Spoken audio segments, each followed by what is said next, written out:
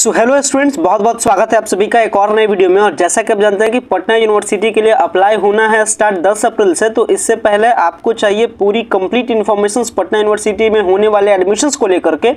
यानी आपको बनाना है पूरी कंप्लीट प्लानिंग एंड आपका डेडिकेशन चाहिए इस एंट्रेंस एग्जाम को बहुत ही अच्छे रैंक के साथ क्रैक करने के लिए। तो इसके लिए सबसे इंपॉर्टेंट है कि इसके जो मेन फैक्टर है, मेन फैक्टर को सही से समझना।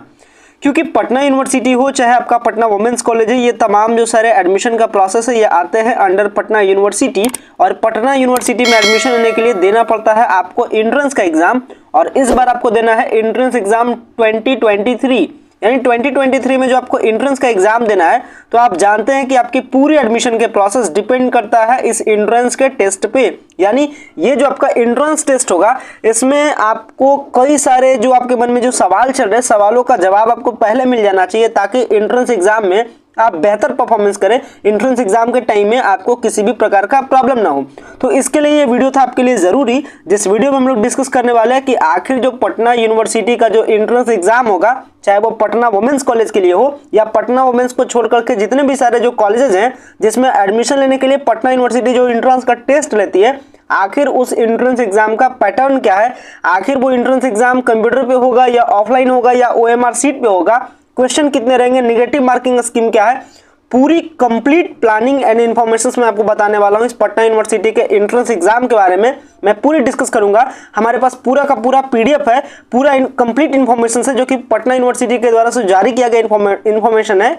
कारण है कि जितने भी सारे इन्फॉर्मेशन आपको चाहिए वो ऑथेंटिक होना चाहिए, वो ट्रस्टेबल होना चाहिए। ऐसा नहीं कि इन्फॉर्मेशन से आपको मिसलीड कर दे, ऐसा नहीं कि आपको इन्फॉर्मेशन मिसगाइड कर दे। इसलिए आपको चाहिए एक सटीक इन्फॉर्मेशन जिससे कि आप सटीक निशाना साध सके और सटीक जो प्लानिंग होता है उस प्लानिंग के तहत में आप एंट्रेंस एग्जाम को क्रैक कर सकते हैं। तो चलिए मैं डिटेल में ज्यादा डिस्कस जो चीजें हैं उसको लेकर के करूंगा, फालतू की बातें को छोड़ता हूं। मैं स्टार्ट करता हूं, मैं आता हूं मेन टॉपिक पे।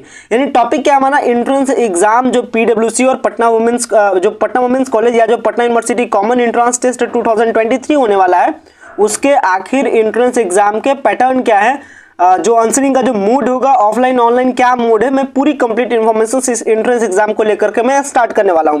सो गाइस, अगर आप चैनल पे पहली बार विजिट किए तो चैनल को जरूर सब्सक्राइब कीजिएगा ताकि आपको प्रॉपर अपडेट मिल सके। और अगर आपको वीडियो पसंद आता है तो वीडियो को लाइक भी जरूर कीजिएगा, क्योंकि आप जानते हैं कि इसका एंट्रेंस एग्जाम होने वाला है 27 और 28 मई को। तो इस एंट्रेंस एग्जाम के पहले, इस एंट्रेंस एग्जाम जो 27 और 28 मई को होने वाला है, इससे पहले मैं आपको दे रहा हूं सारी कंप्लीट इन्फॉर्मेशंस। साथ में प्रीमियम बैचेस को भी लेकर के मैं आपके साथ आऊंगा, तो प्रीमियम बैचेस से जरूर जुड़िएगा। जुड़ने के लिए आप लगातार हमारे चैनल के साथ कनेक्टेड रहिएगा।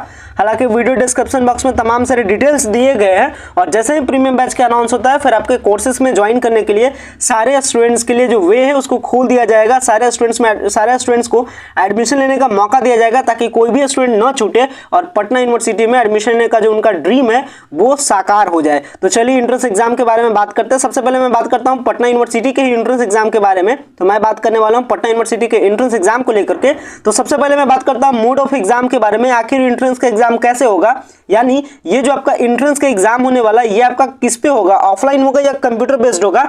जैसे आज के जमाने में आप जानते हैं कि आज के जमाने में ट्रेंड चल रहा है CBT, यानी कंप्यूटर बेस्ड एग्जाम। यानी CBT एग्जाम में क्या होता है, आप कंप्यूटर पे जाते हैं और जाकर के क्या करते हैं, आप एग्जाम को देते हैं। तो ये जो आपका एग्जाम होने वाला है, ये एग्जाम पहली बात जान लीजिए कि एग्जाम आपका ऑफलाइन होने वाला है, यानी किसी भी प्रकार का आपका ऑनलाइन कंप्यूटर पे एग्जाम नहीं होगा। एग्जाम कैसे होगा, OMR पे होगा। तो OMR का मतलब क्या होगा, मल्टीपल चॉइस क्वेश्चन, यानी MCQ क्वेश्चन आपसे पूछे जाएंगे पटना यूनिवर्सिटी के टेस्ट में। सारे क्वेश्चन MCQ आपको एग्जाम देना है ऑफलाइन, यानी क्या देना है, पेन पेपर मोड पे देना है। देख सकते हैं आपको एग्जाम कैसे देना है, पेन पेपर मोड में देना है। आपको सर्कल बस ड्रॉ करते जाना है, यानी OMR सीट पे क्या करना है, सर्किल को भरना है। यानी कहने का मतलब एग्जाम होगा OMR ऑफलाइन बेस्ड, या फिर सिंपली समझ सकते हैं कि MCQ बेस्ड क्या होगा, आपका एग्जाम होने वाला है। चाहे आप पटना यूनिवर्सिटी के टेस्ट में बैठे या पटना वुमेन्स कॉलेज के टेस्ट में बैठे, टेस्ट आपका होने वाला है OMR ऑफलाइन। तो ये हमें पहले जवाब, ये जो हमारा पहला सवाल था इसका जवाब हम लोग को मिल चुका है। आगे बढ़ते हैं, क्वेश्चन पैटर्न के बारे में बात करते हैं। आखिर पटना यूनिवर्सिटी का जो एंट्रेंस एग्जाम होने वाला है उसका क्वेश्चन पैटर्न क्या है। हालांकि ये PDF मैं आपके लिए अवेलेबल करा दूंगा प्रीमियम बैचेस के थ्रू। तो ये जो आपका PDF है, ये PDF आपको मिल जाएगा। और इसमें जो इन्फॉर्मेशन बताया गया 100 अंक 40 अंक क्या है, चलिए मैं आपको समझा देता हूं सही तरीके से, तो समझिएगा सही तरीके से। सबसे पहले मैं बात कर रहा हूं पटना यूनिवर्सिटी के एंट्रेंस एग्जाम के बारे में। तो पटना यूनिवर्सिटी कहती है क्या, पहले ये समझिए। पटना यूनिवर्सिटी बताती है कि जो भी कोर्स आपने क्लास 12th में पढ़ा है उसी कोर्स का आपको टेस्ट देना है। यानी जो भी कोर्स आपने क्लास 12th में किया, चाहे आप साइंस पढ़े हो तो साइंस का टेस्ट दीजिए, मैथ साइंस पढ़े तो साइंस का टेस्ट दीजिए, आर्ट्स पढ़े तो आर्ट्स का टेस्ट दीजिए, कॉमर्स पढ़े हैं तो कॉमर्स का टेस्ट दीजिए। पहली बात सबके आपके लिए सबसे आसान कर देती है ताकि आपको टेस्ट के टाइम में ज्यादा आपके माइंड पे प्रेशर न पड़े। जो कोर्स आप क्लास 12th में पढ़े होंगे अगर आपसे उसी से क्वेश्चन पूछे जाए तो आप बहुत ज्यादा सही तरीके से आंसर कर सकते हैं। इस बात को पटना यूनिवर्सिटी भी चाहती है और यूनिवर्सिटी चाहती है कि उसके कॉलेज में, उसके यूनिवर्सिटी में अच्छे मेरिट वाले बच्चों का एडमिशन हो ताकि यूनिवर्सिटी का नाम आगे बढ़े। तो इसके लिए यूनिवर्सिटी जो अपने नियम कायदे कानून बनाई है वो क्या बनाई है कि आप जो क्लास 12th में पढ़े हैं उसी का आंसर करना है। बट थोड़ी सी यूनिवर्सिटी चाहती है कि आपके पास सोशल नॉलेज भी होना चाहिए। यानी यूनिवर्सिटी चाहती है कि आप मेरे स्टूडेंट बनिएगा ग्रेजुएशन के तो आपके पास थोड़ी सी जनरल नॉलेज भी होनी चाहिए। तो इसके लिए यूनिवर्सिटी क्या करती है कि आपसे जो इसका क्वेश्चन पैटर्न है, क्वेश्चन पैटर्न को वो दो तरीके से क्या करती है, रेडी करती है। क्वेश्चन पैटर्न में क्या रेडी करती है, एक तो दो ग्रुप बनाती है, एक तो बनाती है जो जितना क्वेश्चन है उसको दो ग्रुप में बांटती है, group A and group B. अगर मैं बात करूं सबसे पहले क्वेश्चन पैटर्न के बारे में, अगर सिंपल में बात करूं तो क्वेश्चन पैटर्न को इस तरीके से समझ सकते हैं कि क्वेश्चन पैटर्न जो होंगे वो होंगे 100 मार्क्स के क्वेश्चन। 100 मार्क्स के क्वेश्चंस में आपके होंगे 40 ए ग्रुप से एंड आपके 60 क्वेश्चन होंगे बी ग्रुप से। 60 क्वेश्चन बी ग्रुप से। क्वेश्चन के पैटर्न के बारे में बात कर रहा हूं पटना यूनिवर्सिटी के बारे में। तो क्वेश्चन पैटर्न जो बनाती है यूनिवर्सिटी वो 100 क्वेश्चंस बनाती है। हर क्वेश्चन मल्टीपल चॉइस क्वेश्चन होता है और एक सही आंसर के लिए आपको मिलता है 1 नंबर। और किसी भी प्रकार का निगेटिव मार्किंग स्कीम नहीं, मतलब गलत भी आप आंसर कर दीजिएगा तो किसी भी प्रकार का आपसे नंबर नहीं काटा जाएगा। इस बात को भी समझ लीजिएगा। तो आपसे पूछे जाते हैं 100 क्वेश्चन। 100 क्वेश्चन में 40 क्वेश्चन होते हैं ग्रुप ए से, जिसको कहा जाता है जनरल पेपर। मतलब आपके पास जनरल नॉलेज है कि नहीं, यूनिवर्सिटी ये चेक करना चाहती है। तो इसके लिए एक ग्रुप बनाई है ए, जिसमें होते हैं जनरल क्वेश्चंस। जनरल क्वेश्चन में भी कई सारे पार्ट्स मैं आपको बताऊंगा भी इसके सिलेबस में डिटेल में। और दूसरा ग्रुप बनाती है ग्रुप बी, जो कि आपका होता है इलेक्टिव पेपर। इलेक्टिव पेपर मतलब जो आपने क्लास 12th में पढ़ा है आप उसी को चूज करके उसका टेस्ट दीजिए। जैसे ग्रुप बी में ग्रुप बी का क्या नाम है, इलेक्टिव पेपर। ग्रुप ए का नाम क्या है, जनरल पेपर। जनरल पेपर करने का मतलब जनरल पेपर मतलब जो जनरल नॉलेज होगा, जनरल साइंस होगा, जनरल रीजनिंग होगा, ये सारे क्वेश्चन आते हैं ग्रुप ए में। ग्रुप ए में 40 क्वेश्चन 40 नंबर के और ग्रुप बी में 60 क्वेश्चन 60 नंबर के। ये जो आपका ग्रुप बी है ये आपका कौन सा पेपर है, इलेक्टिव पेपर, यानी ऐच्छिक विषय, यानी जो आपको चूज करना है आगे चल करके, यानी जो मतलब जिसमें आपको टेस्ट देना है आप उसे चूज कर लीजिए, बाकी को छोड़ दीजिए। जैसे ग्रुप बी में आप जाइएगा तो वहां पे सबके क्वेश्चन रहेंगे, आर्ट्स के भी आपको क्वेश्चन मिलेंगे, साइंस के भी मिलेंगे एंड कॉमर्स के भी आपको मिलेंगे। अगर आपने क्लास 12 में साइंस पढ़ा है तो साइंस का आंसर दीजिए, मतलब साइंस को चूज कीजिए, यानी आप अपने अनुसार से, इच्छा के अनुसार से आप उस पेपर को चूज कीजिए। इसीलिए इसका नाम पता है ऐच्छिक विषय यानी इलेक्टिव पेपर। और इसके लिए क्या करना होता है, जो आपने क्लास 12 में पढ़ा है उसी का टेस्ट दीजिए। अपना एक्स्ट्रा दिमाग आपको लगाना नहीं है।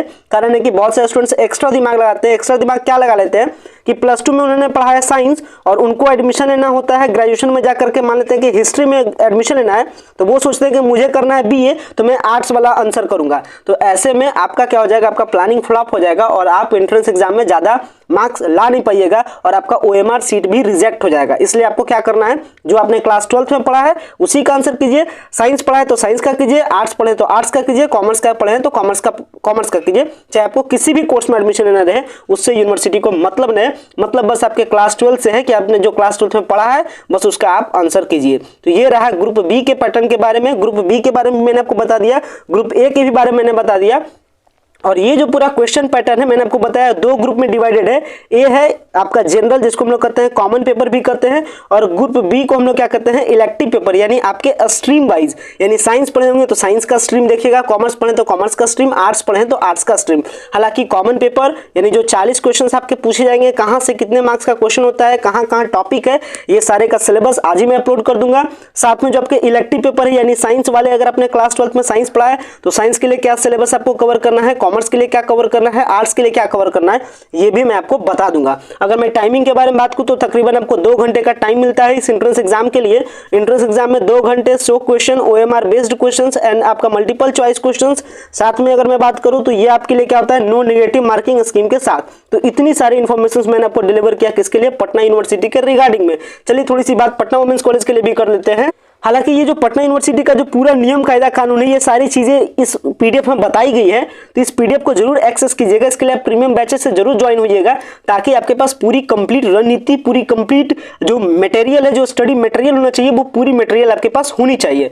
आगे बात करते हैं। मैं बात कर रहा था पटना वुमेन्स कॉलेज के बारे में। पटना वुमेन्स कॉलेज के बारे में अगर बात करूं तो इसके बारे में भी बात सिंपल सी है, लगभग सेम चीजें हैं, थोड़ी बहुत डिफरेंस होती है। डिफरेंस क्या है कि इसमें क्या होता है कि आपके 100 मार्क्स के क्वेश्चन पूछे जाते हैं। ड्यूरेशन ऑफ टाइम क्या होता है, 2 घंटे आपको टाइम इसमें भी मिलता है। 100 मार्क्स इसमें भी पूछा जाता है।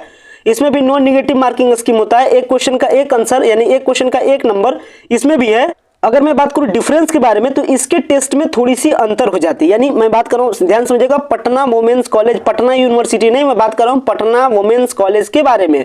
पटना यूनिवर्सिटी आप नहीं समझिएगा, पटना वुमेन्स कॉलेज प्राइवेट है, ये मैं बार बार बता रहा हूं। और पटना वुमेन्स कॉलेज जो आपका है वो है लड़कियों के लिए, खाली गर्ल्स के लिए। तो मैं बात कर रहा हूं पटना वुमेन्स कॉलेज के बारे में। तो आप अपने माइंड में ऐसा नहीं कि पटना यूनिवर्सिटी और पटना वुमेन्स कॉलेज दोनों को मिला दीजिएगा एक साथ, ये काम आप नहीं कीजिएगा। चलिए अब समझिए पटना वुमेन्स कॉलेज के बारे में।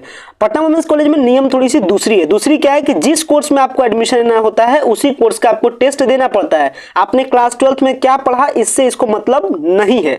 जैसे अगर आपको बीए में अगर आपको एडमिशन लेना है, तो आपको आर्ट्स के पेपर का आंसर करना है। अगर आपको कॉमर्स में एडमिशन लेना है, तो बीकॉम के पेपर का आपको क्या करना है, आंसर करना है। जैसे तो इस अनुसार से अगर मैं बात करूं, अगर पटना वुमेन्स कॉलेज में, बार बार बता रहा हूं, पटना वुमेन्स कॉलेज के बारे में अगर बात की जाए, तो पटना वुमेन्स कॉलेज में अगर आपको बीएससी में एडमिशन लेना है, तो 10 क्वेश्चन आपको देने हैं कॉमन पेपर से।